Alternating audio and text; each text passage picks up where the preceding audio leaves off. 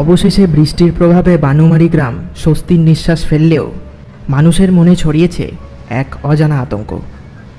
কিছুদিন ধরেই গ্রামের প্রায় বেশ কিছু লোক নিখোঁজ হয়েছে। তাদের মধ্যে প্রায় বেশিরভাগ জনের আতখাওয়া দেহ জঙ্গলের মধ্যে পড়ে থাকতে দেখা গেছে, কিন্তু কোনো জন্তুর অস্তিত্ব মেলেনি এ গ্রামে। সব মিলিয়ে এটা কোনো মানুষ বা কোনো জীবজন্তুর কাজ না, সেটা এই গ্রামের লোকেদের বুঝতে আর বাকি নেই।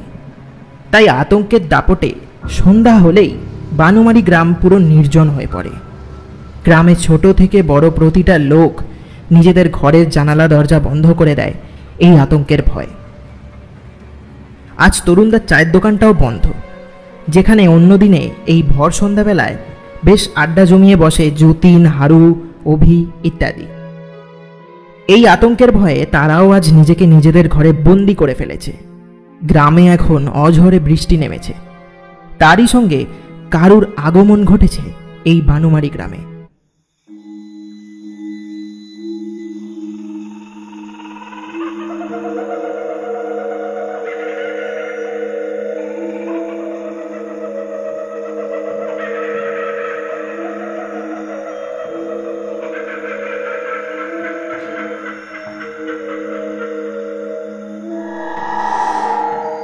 দরজা খোলো, দয়া করে দরজাটা খোলো, আমার বড় বিপদ। ও ও আমাকে মেরে ফেলবে, আমাকে বাঁচাও, বাঁচাও আমাকে। হারান কিছুটা থতমত খেয়ে বলল, কি বলি, এত রাতে কি চাই? আমি সব বলবো, কিন্তু তার আগে দরজাটা খুলে দাও, আমার বড় বিপদ। হারান এই গ্রামের এক চাষি, দিন রাত রোদে জলে চাষ করে খেটে খাওয়া একটা সাধারণ লোক। দরজার বাইরে দাঁড়িয়ে থাকা অসহায় মানুষটার ডাক শুনে সে যথারীতি দরজাটা খুলে দেয়, কিন্তু সে কাউকেই দেখতে পায় না। এদিকে আকাশের অবস্থা আরো বেশি শোচনীয় হয়ে উঠেছে। কই কেউ তো নাই, যত সব হইছে বটে, হার বজ্জাতের বজ্জাত। একই গ্রামে আতঙ্কে লোকে নিজের বাড়ি থেকে বেরোতে পারছে না, তার উপরে এদের বদমাসি, উফ, আর পারা গেল না। এই বলে হারান যেই না দরজাটা দিতে যাবে, ঠিক তখনই কেউ যেন দূরের ওই ঘন জঙ্গল থেকে ডেকে উঠল হারানকে। আমি এদিকে, ও ও আমাকে নিয়ে যাচ্ছে, আমাকে বাঁচাও। সে কি, কে কে কে কে নিয়ে যাচ্ছে? তুমি কোথায়?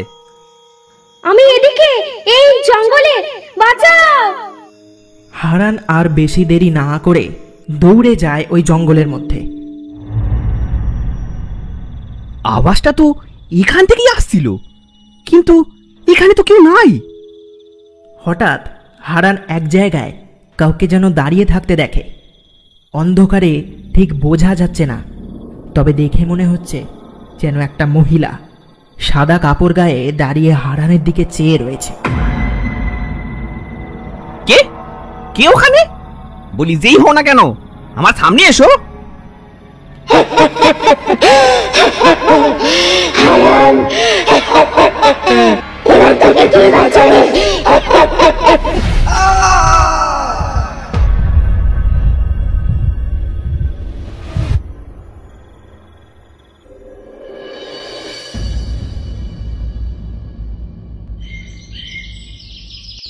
চায়ের দোকানে গভীর আলোচনা সভা বসেছে কাল রাতে ঘটে যাওয়া ঘটনাটাকে নিয়ে। সবার মুখেই চিন্তার ছাপ ফুটে উঠেছে। আলোচনা সভায় উপস্থিত রয়েছে ২-৩ জন ছেলের সাথে এই গ্রামের সব থেকে সম্মানীয় এবং অভিজ্ঞ ব্যক্তি কৃষ্ণশঙ্কর চাটুর্যে। চাটুর্যে বাবু এই গ্রামে সবার বড়, লোকে তাকে বেশ সম্মানও করে। চাটুর্যে বাবু এই গ্রামে হাই স্কুল মাস্টার ছিলেন, এখন বয়সের অনুপাতে তাকে রিটায়ারমেন্ট নিতে হয়েছে। এ গ্রামে কোনো সমস্যা হলেই লোকে আগে ছুটে যায় চাটুর্যে বাবুর কাছে, এই আশায় যে উনি ঠিক কোনো না কোনো উপায় বের করে তাদের বিপদের হাত থেকে রক্ষা করবেন। আর এমনটা হয়ও বটে। আজ অবধি চাটুর্যে বাবু কোনো মানুষকেই হতাশার দিকে ঠেলে দেননি, যতটা পেরেছেন নিজের অভিজ্ঞতা দিয়ে তাদের সাহায্য করে গেছেন। তবে আজ তিনি নিজেই হতাশ, তার কারণ অনেক চেষ্টা করেও চাটুর্যে বাবু গ্রামে ঘটে যাওয়া এই ঘটনাকে কিছুতেই চোখে বের করতে পারছেন না। আলোচনা সভায় চাটুজ্যেবাবু একটু নড়ে চড়ে বসলেন, তারপর বলে উঠলেন, আমি তো কিছুই বুঝতে পারছি না, এতগুলো মানুষকে কেই বা ধরে নিয়ে যাচ্ছে? আর শুধু ধরে নিয়ে গেলে তাও না হয় ভাবা যেত, কিন্তু তার সাথে তারা খুনও হচ্ছে। এসব ঘটনা দেখে মনে হচ্ছে যেন কেউ নিজের প্রতিশোধের আগুন নেভানোর জন্যে এরম এক এক করে আমাদের গ্রামের মানুষগুলোকে খুন করে যাচ্ছে। আমাদের এই গ্রামে এরম ঘটনাই প্রথম। এর আগে কোনোদিনও এরম ঘটতে আমি তো শুনিনি। চাটুজ্যেবাবু, আপনি ভেঙে পড়বেন না। এতকাল তো আপনি আমাদেরকে বিপদ আপদের হাত থেকে রক্ষা করে এসেছেন। আপনি শান্ত মাথায় ভাবলে এবারটাও নিশ্চয়ই কিছু না কিছু ব্যবস্থা একটা করেই ফেলবেন, এটা আমাদের বিশ্বাস। আরে বাবা, মাথায় কিছু আসলে তবেই না ব্যবস্থাটা হবে। আমার যে মাথাটাই কাজ করা বন্ধ করে দিয়েছে। আমাদের গ্রামটার উপরে কারুর কুদৃষ্টি পড়েছে। না হলে তোমরাই বলো, কত সুন্দর মিলেমিশে আমরা সবাই এই গ্রামে বাস করতাম, কিন্তু এখন বাড়ির বাইরে বেরোতে গেলেও যেন শরীরে আতঙ্কের শিহরণ খেলে যায়। সবই বুঝলাম, তবে কারোর কুদৃষ্টির জন্য এমনটা ঘটে চলবে তা আমি মানতে পারলাম না। অন্তত আপনার মতন লোকের মুখে এই কথাটা সাজে না। আর কি বলি বলো, যা ঘটনা ঘটে চলেছে আমার পুঁথিগত বিদ্যাটাও হার মেনে যাচ্ছে, তাই আর কি এই ধরনের কথা মুখে চলে আসছে। এবার ভূত প্রেত আর কুসংস্কারকে বিশ্বাস করা ছাড়া আর যে কোনো উপায় দেখছি না আমি। ভারী আশ্চর্য লাগছে আজ আপনার মুখে এরম কথা শুনে। অবশ্য এতে আপনারই বা দোষটা কোথায়? আমিও যদি আপনার জায়গায় থাকতাম তাহলে আমিও এমনটাই বলতাম। যাজ্ঞে যতীন, এসব বাদ দাও, কাজের কথা বলো। দেখি যদি আজ তোমার বুদ্ধিতে কোনো উপায় বের হয়। কি যে বলেন না, আপনি হিমশিম খেয়ে যাচ্ছেন, আমি তো কোন ছাই। সত্যি বলতে আমার তো রাতের ঘুমটাই উড়ে গেছে। সারা রাত ভয়ে জেগে থাকি, এই হয়তো আমার প্রাণটা গেল। আর এই ভাবতে ভাবতেই সকাল হয়ে যায়। তা একটা কাজ করলেই তো পারিস। সারা রাত যখন ঘুম হয় না, তাহলে হাতে একটা হ্যারিকেন নিয়ে বাইরে বেরিয়ে একটু সাহস দেখিয়ে খুঁজে বের করতে পারিস যে এই কাজ কে করছে। ঠাট্টা করছিস? হ্যাঁ, আমি কি আর কি মারছি বলে তোর মনে হচ্ছে? যতীন। হ্যাঁ চাটুজ্যেবাবু, কি হলো? অনিমেষ তোমায় কি বলল শুনলে? আমি আবার এমন কি বললাম? আরে এই তো বললে যতীনকে। এই মানে আমি তো ওই ইয়ার্কি মেরে একটু যতীনকে রাগাচ্ছিলাম। আরে বাবা, তুমি যেই কথাটা বললে সেটা যদি করা যায় তাহলে হয়তো খুঁজে বের করা যাবে যে এর পিছনে কে আছে। তবে তার জন্যে তোমাদের সাহায্য লাগবে। যতীন আর অনিমেষ অবাক হয়ে একে অপরের দিকে চেয়ে রইল। তারপর চাটুজ্যেবাবুর দিকে ফিরে বলল, আমরা আপনার সাথে আছি। এই গ্রামের শান্তির জন্য আমরা সব কিছু করতে রাজি। বেশ, তবে আজ রাতে এই গ্রামের ফাঁকা মাঠের গাছতলায় এসো। ওই জায়গা থেকে আমাদের এই গ্রাম শুরু হচ্ছে। আমার বিশ্বাস যে এই কাজ করছে সে এই গ্রামের লোক না, তাই সে আজ রাতেও এই গ্রামে ওই রাস্তা দিয়েই প্রবেশ করবে, আর তখনই আমরা তাকে হাতে নাতে ধরব। এরপর সবাই চাটুজ্যেবাবুর কথায় একমত হয়ে যে যার বাড়ি চলে গেল। আজ রাতে তারা ওই মানুষটাকে হাতে নাতে ধরবে যে এই গ্রামে একের পর এক খুন করে চলেছে।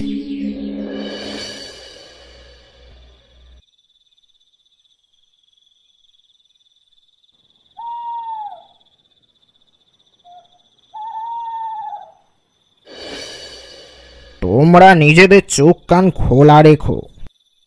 আশেপাশে কাউকে দেখতে পেলেই হাঁক দিয়ে ডাকবে, আমি ওদিক পানে যাচ্ছি। তোমরা দুজন দুদিকে ছড়িয়ে পড়ো।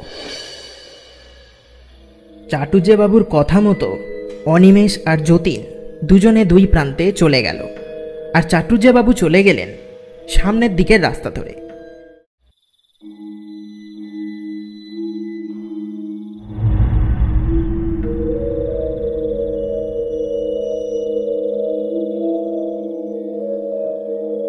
বাপরে বাপ, কি পচা গন্ধ!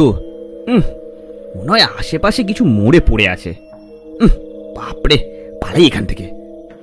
কিছুক্ষণ পরে কোনো কিছু না দেখতে পেয়ে তারা আবারও ওই গাছের তলায় এসে জড়ো হলো। না, কাউকেই তো দেখছি না। একটাও মানুষ এ তল্লাটে আছে বলে মনে হয় না। সবাই ভয়ে যে যার বাড়ির ভেতরে নিজেকে আটকে রেখেছে। তোমরা কোনো কিছুর সন্ধান পেলে? না, আমি তো তেমন কিছুই দেখতে পেলাম না। তুই কাউকে দেখলি নাকি অনিমেষ? কাউকে দেখিনি, তবে তবে আমি যখন ওইদিকে জঙ্গলটার রাস্তার সামনে দাঁড়িয়েছিলাম, ঠিক তখনই কেমন একটা গন্ধ নাকে এসে পৌঁছালো, আর তারপরেই আমি এখানে পালিয়ে এলাম। অনিমেষ, চাটুজ্যেবাবু, ওই ওই দেখুন, ওই বাড়িটার ছাদের মধ্যে কি যেন একটা নড়াচড়া করছে। যতীনের এই কথা শুনে অনিমেষ আর চাটুজ্যেবাবু সঙ্গে সঙ্গে ফিরে তাকালো ওই বাড়িটার ছাদের দিকে। তারপর ওরা দেখল যে সত্যি কি যেন একটা নড়াচড়া করে যাচ্ছে। কেমন যেন মনে হচ্ছে একটা কালো ছায়া ছাদের মধ্যে ঘুরে বেড়াচ্ছে। আরে দূর, কি যে বলিস না রে! যে ওই বাড়িটায় থাকে সেই নিশ্চয়ই ছাদে দাঁড়িয়ে গায়ে হাওয়ায় লাগাচ্ছে। তোর মাথাটা একেবারে খারাপ হয়ে গেছে। হ্যাঁ অনিমেষ, তুমি ঠিকই বলেছ, কিন্তু আমি যতদূর জানি ওই বাড়িটা শঙ্করের বাড়ি। আর এটাও জানি যে যত যাই হোক না কেন, শঙ্কর একা এই রাত বিরেতে নিজের ছাদে উঠবে না। এমনি সময় এই রাতের বেলায় সে ছাদে উঠতে ভয় পায়।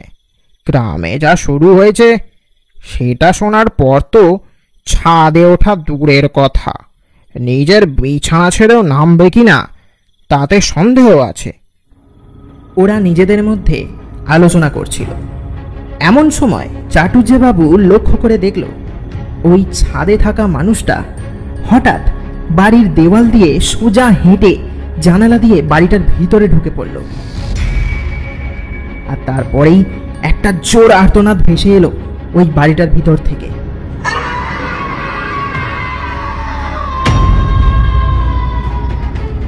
তোমরা বাছা ধনেরা, চলো সবাই, আমাদের এক্ষুনি শঙ্করের বাড়ির দিকে যেতে হবে। ওরা তিনজন যথারীতি শঙ্করের বাড়ির সামনে গিয়ে উপস্থিত হলো। তারপর ওরা যেই দৃশ্য দেখল তাতে ওদের গায়ের লোম খাড়া খাড়া হয়ে গেল। মাটিতে পড়ে আছে শঙ্করের লাশ। সারা শরীরটার খুবই বাজে অবস্থা। মাথাটা আশেপাশে দেখতে পাওয়া গেল না। তার সারা শরীরটা যেন বড় বড় নখ দিয়ে কেউ আঁচড়ে দিয়েছে, ঠিক যেন একটা বাঘ এসে তাকে আক্রমণ করেছে।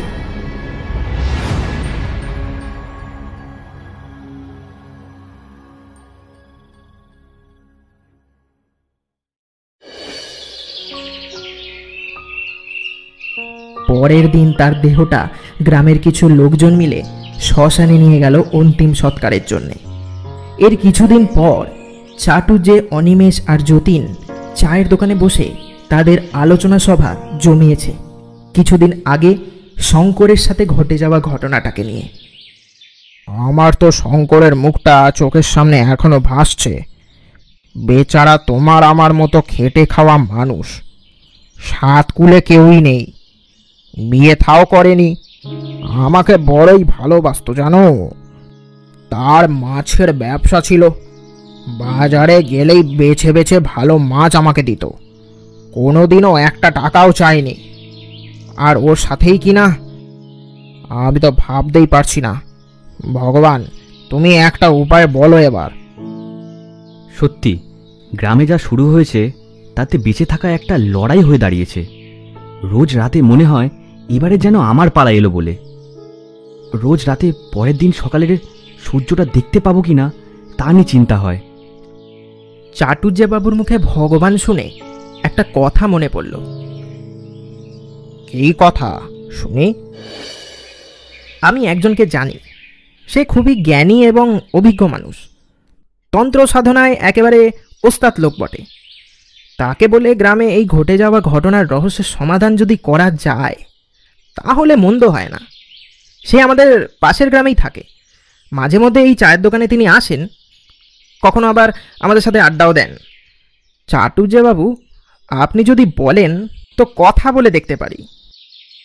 আর তো কোনো উপায় দেখছি না, অন্য গ্রামে গিয়ে সাহায্য চাওয়া ছাড়া আর কোনো উপায় নেই। যে আমাদের গ্রামে আবার এমন কোনো লোক নেই যে এই তন্ত্র সাধনা নিয়ে চর্চা করে।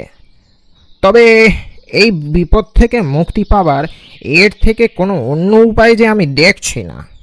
ঠিক আছে, আমরা সবাই বরং কাল সকালে ওনার কাছে সাহায্যের জন্য যাব। ঠিক আছে, তবে তাই হোক। যথারীতি তারা পরের দিন সকালেই ওই তান্ত্রিকের বাড়িতে গিয়ে হাজির হলো। তারপর তারা সব ঘটনা ওই তান্ত্রিককে খুলে বলল। তারপর উনি বললেন, তোমাদের গ্রামের উপরে একটা নিশির নজর পড়েছে।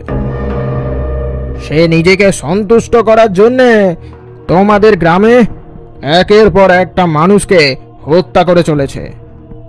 তাই বিপদ থেকে মুক্তি পাবার উপায়? উপায় তো একটাই। আজ রাতে তোমাদের মধ্যে একজন ফাঁকা জায়গায় খোলা আকাশের নিচে দাঁড়িয়ে তার অপেক্ষা করবে, আর যেই জায়গাটায় দাঁড়াবে সেই জায়গার আশেপাশে এই ছাইটা ছড়িয়ে দেবে। তারপর ওই শয়তান যেই না ওই গণ্ডি পেরোবে তখনই সে জ্বলে পুড়ে ছাই হয়ে যাবে। এই বলে ওই তান্ত্রিক আমার হাতে ছায়ের একটা ছোট্ট পুটলি দিয়ে দিলেন। তারপর বললেন, এটা মা কালীর পবিত্র ছাই। এ ছাই যে কোনো বদ শক্তির বিনাশ করে। সবার কাছে এ জিনিস পাবে না। অনেক অনেক ধন্যবাদ ঠাকুরমশাই। যা, আমি আশীর্বাদ দিলাম, তোর হাতে আজ ওই শয়তান শেষ হবে। সব কিছু দেখে তো অনিমেষ আর চাটুজ্যেবাবু একেবারে চুপ করে গেল।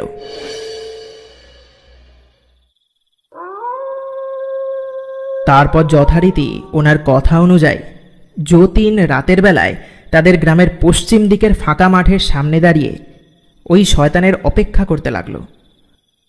অনিমেষ আর চাটুজ্যেবাবু পাশের একটা ঝোপের পিছন থেকে দাঁড়িয়ে যতীনের দিকে তাকিয়ে রইল। ওদিকে কিছুক্ষণ পরেই ওই নিশি এসে প্রকট হলো যতীনের সামনে। তারপর সে যেই না যতীনের ওপর আক্রমণ করার জন্য ওই ছাইয়ের গণ্ডি পেরোলো, ঠিক তখনই তার সারা শরীরটা আগুনে পুড়তে শুরু করলো।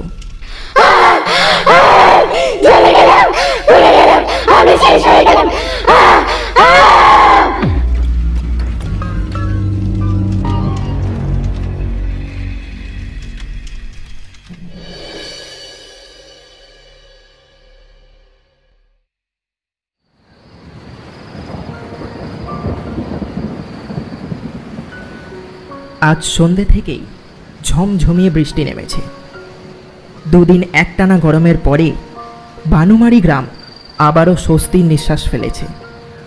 তবে এবারে কারুরই মনে আর কোনো আতঙ্ক নেই, সব আবারও আগের মতো হয়ে গেছে। তবে ওই নিশির অত্যাচারে যেই নিরীহ মানুষদের প্রাণ গেছে তাদের বলিদানের কথা এই বানুমারি গ্রাম কোনোদিনও ভুলতে পারবে না।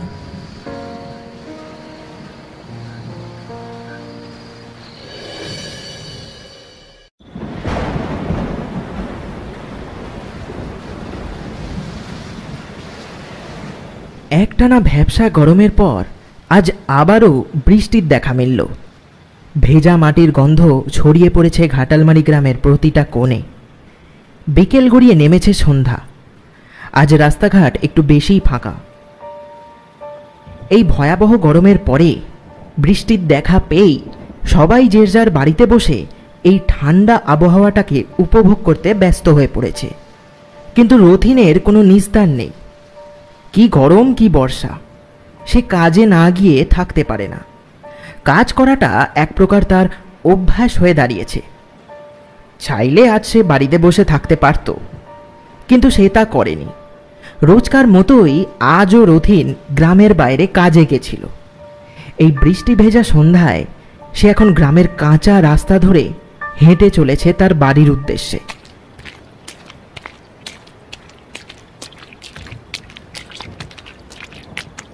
উফ, অবশেষে বৃষ্টির জল পড়ল এই মুহূর্তে।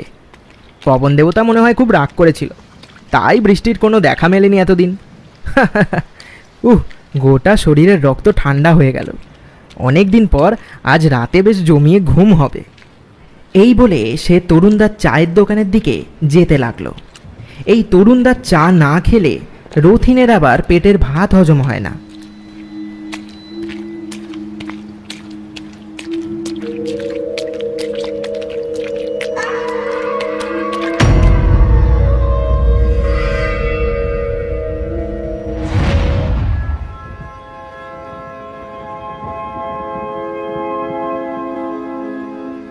এ কি দেখছি আমি? এটা কি করে সম্ভব? আমাদের গ্রামে এ কি অনর্থ ঘটছে? আমি তো কিছুই বুঝতে পারছি না। না না না, এটা আমার এক্ষুনি সবাইকে বলা দরকার, না হলে এই গ্রাম অনেক বড় বিপদের মুখে পড়বে।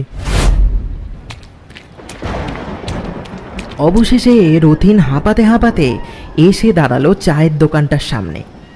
তারপর সামনের বেঞ্চিটায় বসে একটু দম নিয়ে বলল, আমি এক্ষুনি যা দেখলাম সেটা তোরা কেউ বিশ্বাস করবি না। জঙ্গলে একটা প্রেতাত্মা একজনকে খুন করছিল। দোকানে উপস্থিত ছিল মোড়ল মশাইয়ের সাথে আরও একজন ছেলে। তারা সবাই একে অপরের দিকে চেয়ে মুচকি হেসে রথিনের দিকে তাকালো। কি যাতা বকছো? তুমি নিজের হুঁশে আছো তো নাকি? আমাদের গ্রামে অশরীরী, তাও সে নাকি কাউকে ওই জঙ্গলের মধ্যে এই ভর সন্ধেবেলায় দাঁড়িয়ে খুন করছে। হ্যাঁ হ্যাঁ মোড়ল মশাই, আপনি একদম ঠিকই শুনেছেন। আর কথাটা আমি আপনাকে নিজের হুঁশেই বলছি, আমি নিজের চোখে দেখেছি। হ্যাঁ, বললেই হলো তুই চোখে দেখেছিস? তুই চোখে দেখলেও জিনিসটা তো আমরা চোখে দেখিনি, তাহলে আমরা কি করে বিশ্বাস করব বল দেখি? আরে বাবা, আমি সত্যি বলছি। আমি খামোকা কেন তোদের সাথে ইয়ার্কি মারতে যাব বলতো? আমি সত্যি বলছি, বিশ্বাস কর। আমি এদিকেই আসছিলাম, ওই পোড়া নিমতলাটা পেরিয়েই যেই কাঁচা মাটির রাস্তাটার পাশে যে জঙ্গলটা পড়ে, আমি ঠিক ওখান দিয়েই হেঁটে এদিকে আসছিলাম। আর ঠিক তখনই আমি কারুর চেঁচানোর আওয়াজ পাই। কৌতূহলবশত আমি বিষয়টা দেখার চেষ্টা করলাম, আর তারপর যা দেখলাম সেটা এক দুঃস্বপ্নর চেয়ে কম কিছু না। ঠিক আছে, তুমি বরং আমাদের জায়গাটা দেখাবে চলো। যদি কিছু দেখতে পাওয়া যায় তাহলে বুঝবো তুমি সত্যি বলছিলে, আর তা না হলে কিন্তু আমরা বুঝবো যে তুমি মিথ্যে বলছো। মিথ্যে বলেই বা আমার লাভ কি? যদি মিথ্যে বলতাম তাহলে অনেক আগেই সেটা স্বীকার করে নিতাম, এত জোরজার করতাম না।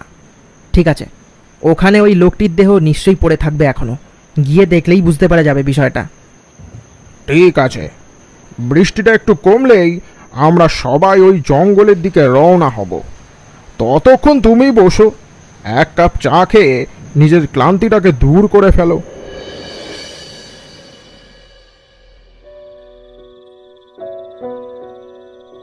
বেশ মিনিট 10 হলো বৃষ্টিটা একটু কমেছে। ইতিমধ্যে মোড়ল মশাইয়ের সাথে রতিন আর কয়েকজন ছেলে এসে দাঁড়িয়েছে ওই জঙ্গলটার সামনে। এই জঙ্গলের মধ্যে আমি ওই লোকটিকে খুন হতে দেখেছিলাম।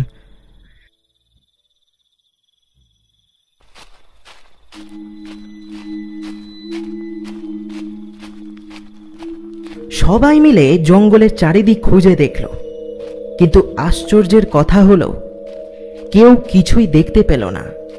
কোনো লাশ তো দূরের কথা, একটা রক্তের ছিটে ফোটারও দেখা মিলল না জঙ্গলে। রথিন, তুমি তাহলে আমাদের সবাইকে মিথ্যে বললে? না না মোড়ল মশাই, না, আমি সত্যি বলছি। আমি ঠিক এখানেই ওই প্রেতকে দেখেছিলাম। থাক থাক, আর আমাকে বোঝাতে হবে না, আমি যা বোঝার বুঝে গেছি। এই, তোরা সবাই চল এখান থেকে। আর রথিন, তুমি খুব ক্লান্ত, সেটা আমি বুঝতে পারছি, তাই আর বেশি দেরি করো না। যাও, বাড়ি গিয়ে একটু বিশ্রাম করো, না হলে আবারও হয়তো কোনো ভূত প্রেতকে দেখতে পেয়ে যাবে। মোড়ল মশাইয়ের কাছ থেকে এ কথা শুনে রথিন এটা স্পষ্ট বুঝতে পারে যে মোড়ল মশাই তার কোনো কথাই বিশ্বাস করতে পারেনি। উল্টে তার চোখের দেখা ঘটনাটা পুরোটাই যে অবাস্তব ছিল, এটা তাকে বারবার সে বুঝিয়ে দিতে চাইছে। রথিন আর কোনো কথা বাড়ালো না, গটগট করে হেঁটে সে তার বাড়ির দিকে চলে গেল।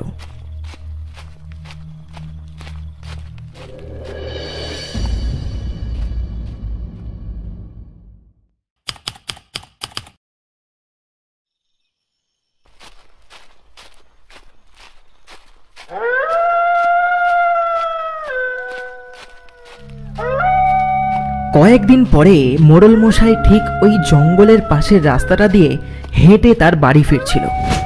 হঠাৎ সে কিছু একটা দেখতে পেয়ে থমকে দাঁড়িয়ে পড়ে। তার মুখে ফুটে ওঠে ভয়ের ছাপ।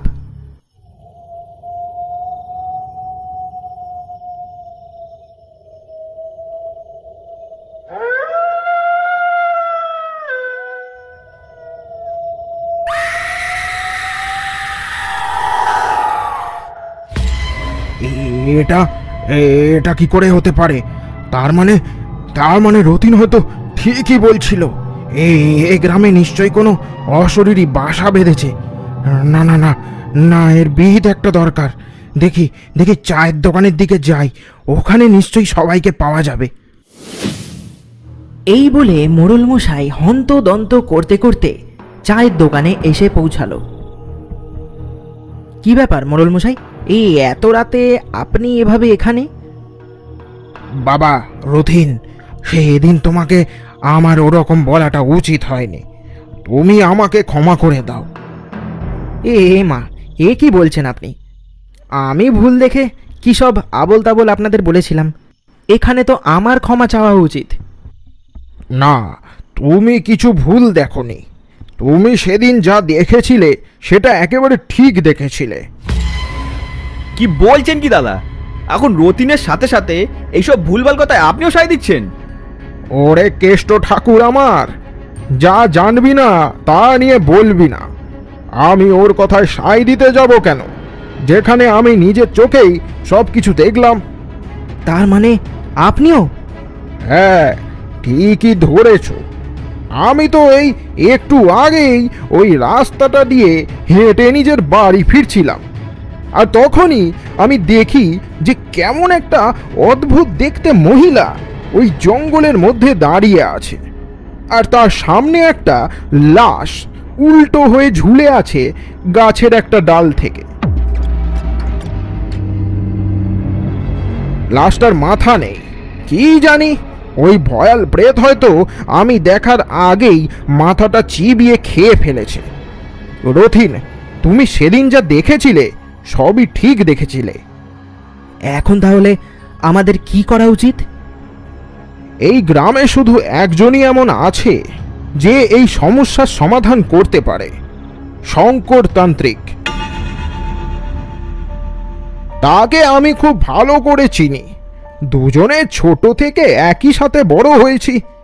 ছোট থেকেই সে তন্ত্র সাধনায় খুবই ধুরন্ধর। এ গ্রামের মা চামুণ্ডার মন্দিরের সামনে রোজ সন্ধেবেলায় তাকে বসে থাকতে দেখা যায়। কাল সন্ধেবেলায় আমরা সবাই মিলে চলো একবার ওনার সাথে দেখা করে আসি। ঠিক আছে, তবে তাই হোক। আর রথিন, তুমি একটু সাবধানে বাড়ি যাও। যা শুরু হয়েছে আমারও মনটা ভয়ে কেঁপে উঠছে। এই বলে সবাই যে যার বাড়ির দিকে রওনা হলো। কাল সন্ধেবেলায় সবাই ওই মন্দিরে ওই বাবার সাথে দেখা করে এই সমস্যার সমাধান করবে।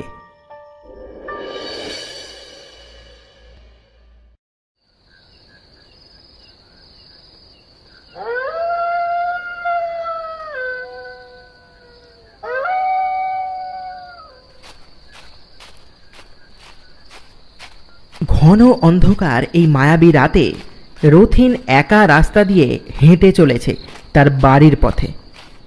কিছুটা হেঁটে যাবার পর সে সামনের ওই গাছতলাটায় কাউকে যেন দাঁড়িয়ে থাকতে দেখে। অন্ধকারে একটু অস্পষ্ট লাগছে, দেখে মনে হচ্ছে যেন একটা 22-23 বছরের মেয়ে দাঁড়িয়ে আছে। রথিন ঠিক তার কিছুটা হাত দূরে গিয়ে দাঁড়ায়।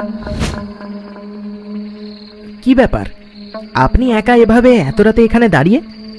কোনো সাহায্য লাগলে বলুন, আমি চেষ্টা করে দেখব। তবে আপনার এখানে এভাবে বেশিক্ষণ দাঁড়িয়ে থাকাটা একদমই উচিত হবে না। একে অজপাড়াগা, তার ওপর বেশ ভালোই রাত হয়েছে। বুঝতেই পারছেন আশা করি, মদমাতালদের যা উপদ্রব বেড়েছে, এই রাত বিরেতে বাইরে একা এভাবে দাঁড়িয়ে থাকাটা খুব একটা সুবিধার হবে না। দাদা, আসলে আমি না কি করব কিছুই বুঝতে পারছি না। আমি এখানে আমার এক বান্ধবীর সাথে দেখা করতে এসেছিলাম। যা ঠিকানা বলেছিল সেই অনুযায়ী আমি তার বাড়ি খুঁজে দেখলাম, কিন্তু খুঁজে পেলাম না। আশেপাশের লোকজনের থেকেও তার খোঁজ করলাম, কিন্তু আমি কিছুতেই তার সন্ধান পেলাম না। খুবই আশ্চর্য লাগছে, ও তো এখানেই থাকে, আর যা ঠিকানা দিয়েছে আমি সেই অনুযায়ী তার বাড়ি খোঁজার চেষ্টা করেছি। সারাটা দিন তার সন্ধান করতে করতে সন্ধে গড়িয়ে রাত হয়ে যায়, আর আমি এখানে এসে দাঁড়িয়ে পড়ি। আমি এখানে কিছুই চিনি না, জায়গাটা খুবই ফাঁকা, একটাও লোক দেখতে পাইনি। শেষমেশ দূর থেকে আপনাকে দেখে আমার বুকে একটু বল এলো। খুবই জটিল সমস্যায় পড়েছেন আপনি, আমি বুঝতেই পারছি।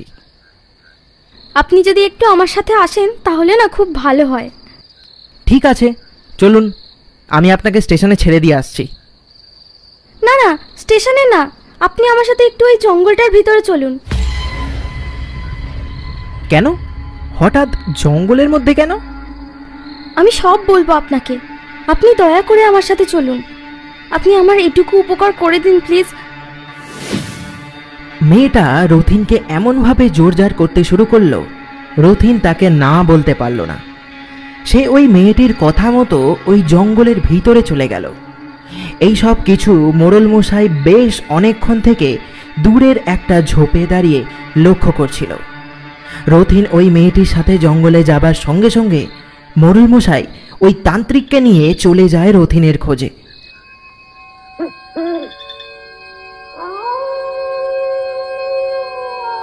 তারা জঙ্গলের মধ্যে ঢুকে রথিনের অচেতন দেহটা একটা গাছের ডালে উল্টো হয়ে ঝুলে থাকতে দেখে,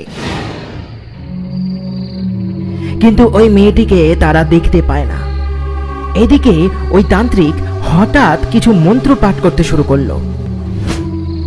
ওম আং হিং ক্লিং চামুন্ডায় বিজে, ওম আং হিং ক্লিং চামুন্ডায় বিজে, ওম আং হিং ক্লিং চামুন্ডায় বিজে।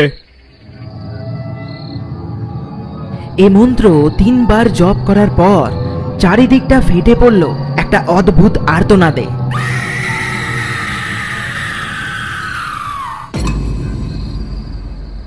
ওই পিশাচিনী এখন যন্ত্রণায় ছটপট করছে।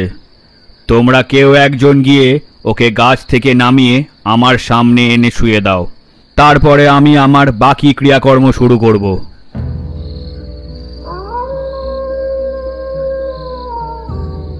ওই তান্ত্রিকের কথা মতো 2-1 ছেলে মিলে রথিনকে ধরে তার সামনে এনে শুইয়ে দিল।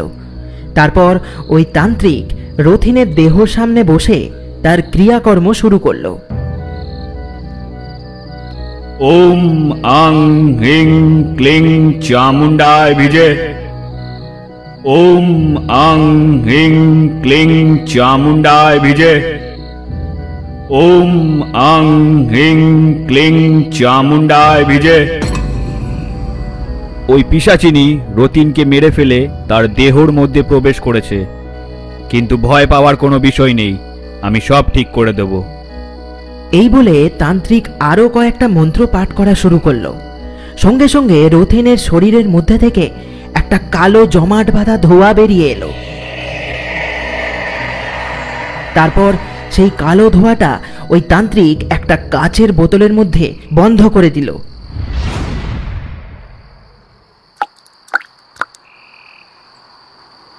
গঙ্গা জলের ছিটে রথিনের দেহ স্পর্শ করার পরেই রথিন তার চোখ খুলল। আমি আমি এখানে, ওই মেয়েটা। রথিন ভাই, তুমি যে আজ মরতে বসেছিলে, আমি তোমাকে আগেই বলেছিলাম যে সাবধানে বাড়ি যাবে। আমি তো আমার বাড়ির দিকেই যাচ্ছিলাম, তারপর তারপর হঠাৎ আমি একটা মেয়েকে ওই গাছতলায় দাঁড়িয়ে থাকতে দেখি। থাক, আর বলার দরকার নেই।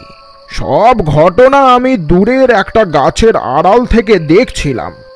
তুমি যেই রাস্তা দিয়ে হেঁটে যাচ্ছিলে, ঠিক সেই রাস্তা দিয়ে আমিও আমার বাড়ি ফিরছিলাম।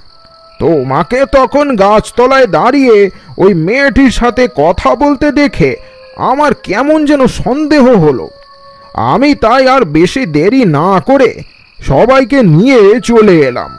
আর তারপর যা হলো সেটা তো সবাই জানে। শোন বাবা, এটা পড়ে নে।